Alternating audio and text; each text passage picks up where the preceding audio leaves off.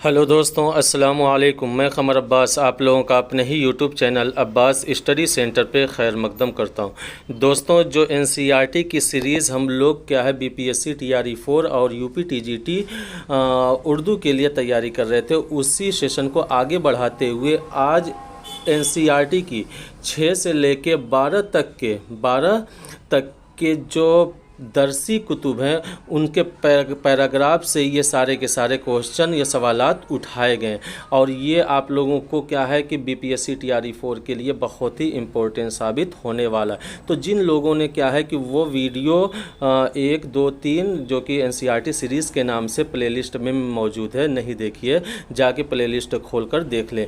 और जैसे ही क्या है ये पूरी की पूरी एनसीईआरटी सीरीज़ ख़त्म हो जाएगी, हम लोग सिर्फ़ और सिर्फ क्या है कि प्रैक्टिस सवालात के ऊपर हम लोग ज़्यादा से ज़्यादा ज़ोर देंगे और ज़्यादा से ज़्यादा सवालात हल करने की कोशिश करेंगे। तो क्या है कि जो आखिरी जो क्लास था, जो क्लास 3 था, उसमें हम लोगों ने जो पढ़ा था कि सालिहा आबिद हुसैन की खुद नविश्त सवाने हयात का नाम क्या है, सिलसिले रोज़ो शब है। यहाँ तक हम लोगों ने क्या डिस्कशन कर लिया था। तो आगे हम लोग बात करते हैं कन्हैया लाल कपूर। मुझे मेरे दो बुज़ुर्गों से बचाओ, मुझे मेरे बुज़ुर्गों से बचाओ, ये किसके ज़रिए लिखा हुआ मज़मून है? कन्हैया लाल कपूर के ज़रिए लिखा हुआ मज़मून है। कन्हैया लाल कपूर का लिखा हुआ मज़मून है। कन्हैया लाल कपूर की पैदाइश 1910 और इनका इंतकाल 1980 में हुआ है। ठीक, कन्हैया लाल कपूर की पैदाइश कब हुई है? 1910 में। और ये बहुत ही मशहूर है, क्या मुझे मेरे बुज़ुर्गों से बचाओ, क्या इन्हीं क्या लिखा हुआ क्या है मज़मून है। ठीक, कन्हैया लाल कपूर के अहम मज़ामीन जैसे कि अखबार बीनी, चीनी शायरी, गालिब तरक्की पसंद शोरा की महफ़िल में वग़ैरह। अब देखिए दोस्तों, यहाँ पे गालिब तरक्की पसंद शोरा की महफ़िल में ये आप लोगों को कि बीपीएससी टीआरई 3 में जो कैंसिल हो गया था, तो उसमें शब्द लफ्ज़ बलफ्ज़ यही पूछा गया था कि गालिब तरक्की पसंद शोरा की महफ़िल में किसकी तसनीफ़ है या किसका मज़मून है। तो ऑप्शन में कन्हैया लाल कपूर भी था और वही ऑप्शन सही था। अगला क्या है कि कन्हैया लाल कपूर की अहम किताबों के नाम क्या है कि सनगो खिश्त हैं, शीशा व तीशा है, जंग व रुबाब हैं, नोके नश्तर हैं, बालो पर हैं, नरम गरम है, और क्या है गिरदे कारवां, दलील सहर, गुस्ताखियाँ, नाजुक ख्यालियाँ, नए शगुफ़े, कुल्लियाते कन्हैया लाल कपूर, कपूर नामा वगैरह, ये सब के सब क्या है कन्हैया लाल कपूर की किताबों के नाम है। ठीक, तो इसमें क्या है कि चाहे वह सनगो खिश्त हो, शीशा व तीशा हो, इस तरीके से क्या है कि जब हम लोग सवालात के ऊपर चर्चा करेंगे तो इसमें सारे के सारे सवालात भी हम लोग क्या है मेंशन करेंगे किस तरीके से। ठीक, अब देखिए आगे जो बताया जा रहा है कि इब्ने इंशा की तहरीर के बारे में, क्या चंद मनाज़िर क़ुदरत इब्ने इंशा का तहरीर करदा मज़मून है। ये भी क्या शामिल निसाब मज़मून है, चंद मनाज़िर क़ुदरत, जो कि एनसीईआरटी की दरसी किताब में शामिल है।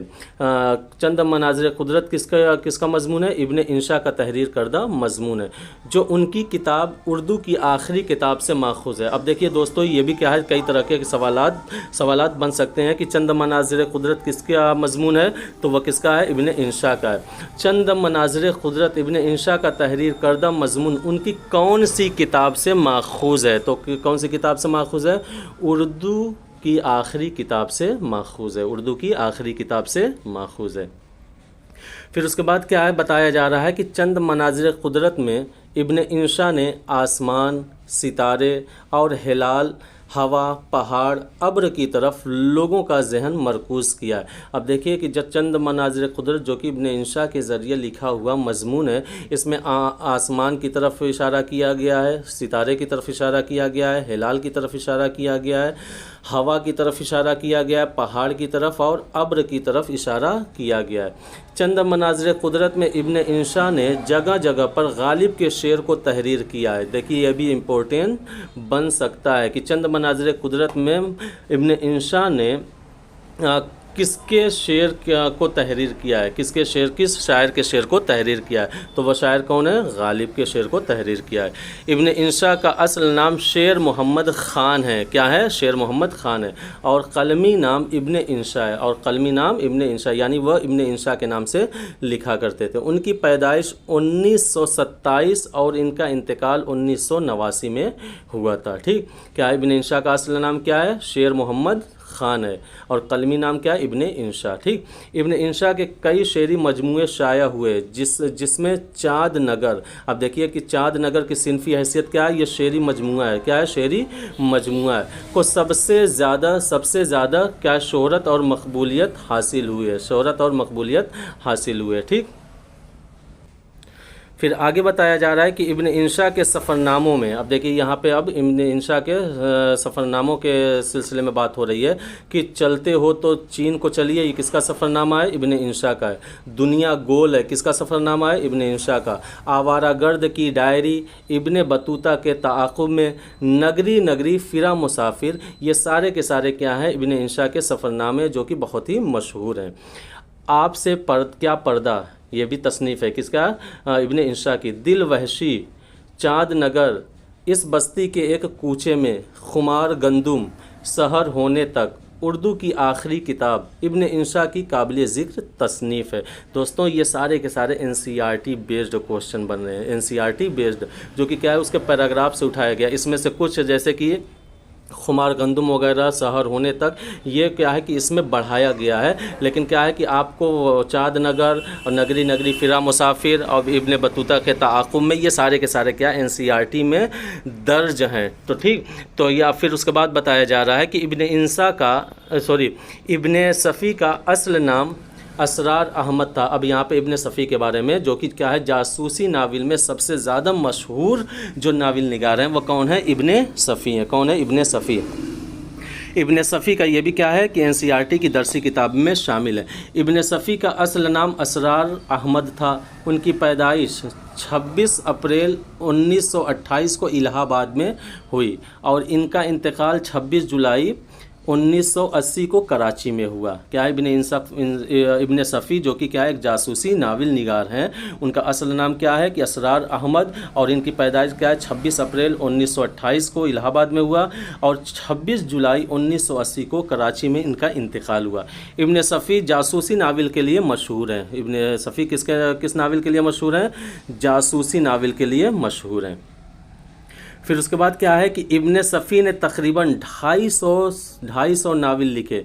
अब देखिए दोस्तों, 250 नावल लिखे, जिनमें क्या है, दिलेर मुजरिम, साए की तलाश, शैतानी झील, खून का दरिया, 1.5 मतवाले, अजीब आवाज़ें, लड़कियों का जजीरा, खौफनाक जंगल, प्यासा समंदर, मसनूई नाक, ये मसनूई है, ठीक, मसनूई, सॉरी यहाँ पे मिस्टेक होगी, मसनूई नाक, और कासिद की तलाश मशहूर हैं। ये सारे के सारे क्या है, इब्न सफ़ी के जासूसी नावल हैं, और उन्होंने 150 नावल, तकरीबन 150 नावल लिखे, लेकिन उसमें से जो मशहूर नावल हैं ये हैं। इब्न सफ़ी की नावलों में कर्नल फरीदी, कैप्टन हमीद, इमरान, कासिम वगैरह मुस्तकिल किरदारों की हैसियत रखते हैं। दोस्तों यहाँ पे बताने की कोशिश ये की जा रही है कि इब्न सफ़ी ने जितने भी नावल लिखे हैं, उनमें क्या है, कर्नल फरीदी भी किरदार होते थे, कैप्टन हमीद भी होते थे, इमरान भी होते थे, और कासिम भी होते थे। ये सारे के सारे क्या है, मुस्तकिल किरदार की हैसियत रखते थे, यानी क्या है कि उनकी सब नावल में यही किरदार हुआ करते थे। कैप्टन कर्नल फरीदी हैं, कैप्टन हमीद हैं, इमरान हैं, कासिम वगैरह, ठीक। और फिर यहाँ पे देखिए क्या है, रुक्सिन बॉन्ड अंग्रेज़ी ज़बान के मशहूर हिंदुस्तानी मुसन्निफ़ हैं। क्या है रुक्सिन बॉन्ड, क्या है कि अंग्रेज़ी ज़बान के मशहूर ये हिंदुस्तानी है, लेकिन क्या अंग्रेज़ी ज़बान के मशहूर मुसन्निफ़ हैं। इनकी पैदाइश 19 मई 1934 में हुई थी, और हाल में देहरादून के करीब मशहूर पहाड़ी मकाम मसूरी में रहते हैं। अभी ज़िंदा हैं ये, जो कि क्या है, मसूरी में अभी इनका क़याम है, ठीक। क्या है, कौन, रुक्सिन बॉन्ड की किताबों में क्या है, दिल्ली इज़ नॉट फार, क्या है, the room on the roof, the room on the roof. फिर उसके बाद क्या है कि वैग्रेंट्स इन द वैली, ये सारे के सारे क्या है कि उनकी मशहूर किताबों में शामिल है। रुक्सिन बॉन्ड की खुद नविश्त का नाम क्या है कि skin from a writer's life, इस skin from a writer's life, ये क्या है कि रुक्सिन बॉन्ड की खुद नविश्त का नाम है। अब यहाँ पे प्रोफेसर मोहम्मद मुजीब के बारे में बताया गया जा रहा है। क्या है कि रुक्सिन बॉन्ड के तुरंत बाद क्या है, प्रोफेसर मोहम्मद मुजीब का ड्रामा उसमें शामिल है। क्या है कि प्रोफेसर मोहम्मद मुजीब, इनकी पैदाइश 1902 में लखनऊ में हुई और इनका इंतकाल क्या है 1985 ईस्वी को दिल्ली में हुआ था। प्रोफेसर मोहम्मद मुजीब उर्दू में ड्रामा नवीस की हैसियत से बहुत मशहूर हैं। उनके ड्रामों में आजमाइश, खाना जंगी को गैर मामूली शोहरत मिली है। इसके अलावा खेती, क्या है कि हिबा खातून भी प्रोफेसर मोहम्मद मुजीब के मशहूर ड्रामे हैं। ये सारे के सारे ड्रामे किसके हैं, प्रोफेसर मोहम्मद मुजीब के ड्रामे हैं। ठीक, फिर आगे बताया जा रहा है कि हिबा खातून, हीरोइन की तलाश, दूसरी शाम, आजमाइश, खेती और अंजाम मोहम्मद मुजीब के ड्रामे हैं जो जामिया में स्टेज भी किए गए हैं। ये सारे के सारे क्या है कि जामिया में स्टेज भी किए गए हैं, चाहे वह हिबा खातून हो, चाहे वह हीरोइन की तलाश हो, दूसरी शाम हो, आजमाइश हो, खेती हो और अंजाम, ये सब के सब क्या है कि जामिया मिल्लिया में क्या है कि ये स्टेज भी किए गए हैं, खेले भी गए हैं। ठीक, रूसी अदब की तारीख़ पर 2 जिल्दों पर मुश्तमिल रूसी अदब तसनीफ़ मोहम्मद मुजीब की है। अब देखिए रूसी अदब किसकी तसनीफ़ है, मोहम्मद मुजीब की, और इसमें क्या है कि रूसी अदब की तारीख़ बताई गई है और यह 2 जिल्दों पर मुश्तमिल है। ठीक, मोहम्मद मुजीब के अफसानवी मजमुआ का नाम क्या है, कीमियागर। क्या है, कीमियागर। मोहम्मद मुजीब की अफसानवी मजमुआ का नाम क्या है, कीमियागर है। ठीक, दुनिया की कहानी तसनीफ़ के मुसन्निफ़, अब देखिए ये भी क्या है कि शामिल निसाब सबक है। दुनिया की कहानी के तसनीफ़ के मुसन्निफ़ मोहम्मद मुजीब हैं, जो प्रोफेसर मोहम्मद मुजीब के ज़रिए रेडियो के लिए लिखी गई तकरीरों का मजमूआ है। अब देखिए दुनिया की कहानी क्या है, ये शामिल निसाब सबक है और यह क्या है कि रेडियो के लिए जो रेडियो पे शाया होता था उसके लिए लिखी गई तकरीरों का मजमूआ है और इसके मुसन्निफ़ कौन है, मोहम्मद मुजीब हैं। अब यहाँ पे शेख सादी के बारे में बात चल रही है कि शेख सादी, जिनका असल नाम मुसल्लिहुद्दीन था, शेख सादी फ़ारसी ज़बान के अदीब व शायर थे।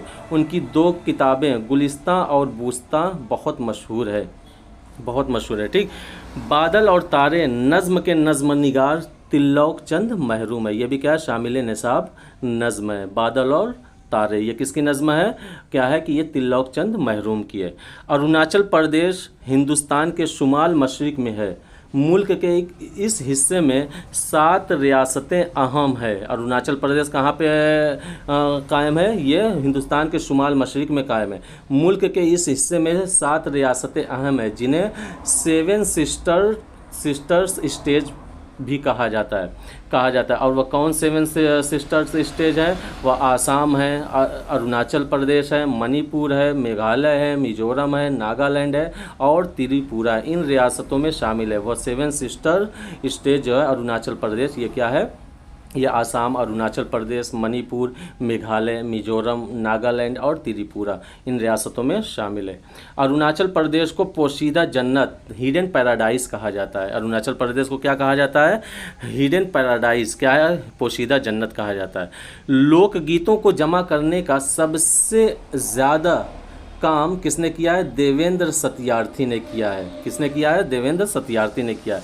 जो लोकगीत होते हैं उनको सबसे ज़्यादा जो जमा करने का काम किसने किया है, देवेंद्र सत्यार्थी ने किया है। देवेंद्र सत्यार्थी ने अपनी ज़िंदगी में तकरीबन 3 लाख लोकगीत जमा किए। दोस्तों ये पैराग्राफ उठाया गया है क्या है, लोकगीत से ही, जिसमें ये साफ साफ शब्दों में बताया गया है कि देवेंद्र सत्यार्थी ने अपनी ज़िंदगी में तकरीबन 3 लाख लोकगीत जमा किए, 3 लाख लोकगीत जमा किए हैं। आगे बताया जा रहा है कि क्या है कि MS सुब्बालक्ष्मी कर्नाटक संगीत की नुमाइंदा गुलूकार थी कौन? MS सुब्बालक्ष्मी। ये भी क्या है? शामिल निसाब क्या है? सबक है। क्या है? MS सुब्बालक्ष्मी कर्नाटक संगीत की क्या है? नुमाइंदा गुलूकार थी। उनकी पैदाइश 16 सितंबर 1916 में हुआ और इनका इंतकाल 2003 में हुआ। कौन? MS सुब्बालक्ष्मी।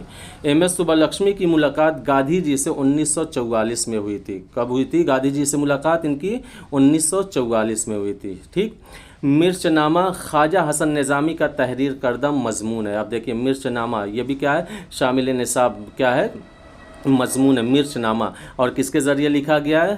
ख्वाजा हसन निज़ामी के ज़रिए, जिसमें उन्होंने मिर्च की खसूसियत बड़ी खुश उसलूबी के साथ बयान किया है। इसमें मिर्च की खसूसियत को बड़ी खुश उसलूबी के साथ क्या है? ख्वाजा हसन निज़ामी ने बयान किया। ठीक।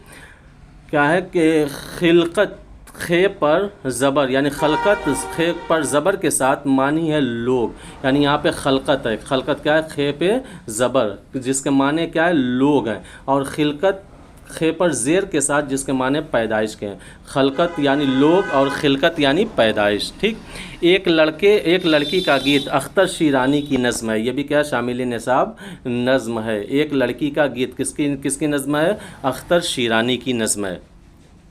नज़्म अब्रे बहार तिल्लौक चंद महरूम की तहरीर करदा नज़्म है। ये भी क्या है? शामिल निसाब नज़्म है। अब्रे बहार तिल्लौक चंद महरूम की क्या है? तहरीर करदा नज़्म है। बू अली सीना बुखारा के करीब एक कस्बे में पैदा हुए। अब देखिए बू अली सीना भी क्या है कि ये भी शामिल निसाब सबक है कि जिसमें क्या है? बू अली सीना के बारे में बताया गया है कि बू अली सीना क्या है? बुखारा के करीब एक कस्बे में पैदा हुए। उनकी बाकायदा तालीम की इब्तिदा 6 साल की उम्र में हुई। ठीक। इब्न सीना ने रियाजी, फ़लसफ़ा और फ़ल्कियात की तालीम अब्दुल्ला अल नातली से हासिल की। अब्दुल्ला अल नातली से हासिल की। इब्न सीना ने 1001 ईस्वी में बुखारा से जिरजान आ गए थे, जहाँ पर उनकी मुलाकात अल बैरूनी, अबू नस्र इराक़ी, अबू सईद जैसे उलमा और सूफिया से हुई थी। 1001 ईस्वी में क्या बुखारा से जिरजान आ गए थे और वहाँ पे इनकी मुलाकात किससे हुई थी?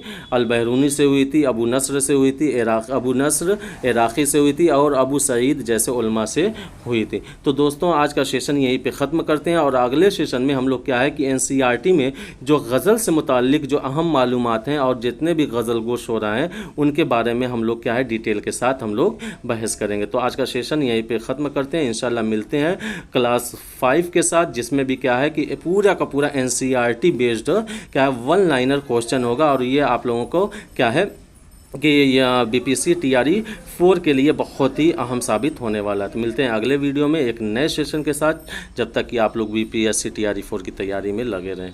अल्लाह हाफिज़।